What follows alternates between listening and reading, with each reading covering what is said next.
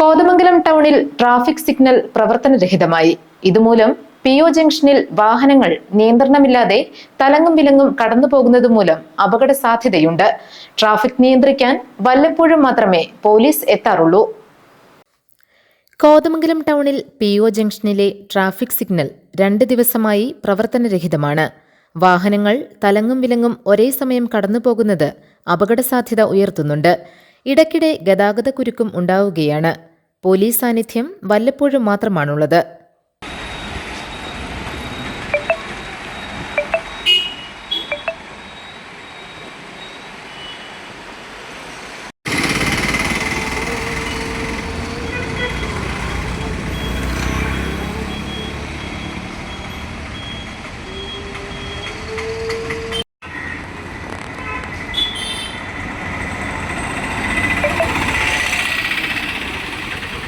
പൂർണ്ണമായി നിശ്ചലമാകുന്നതിന് മുമ്പ് തന്നെ സിഗ്നൽ ലൈറ്റുകളിൽ അപാകതകൾ ഉണ്ടായിരുന്നതുമാണ്.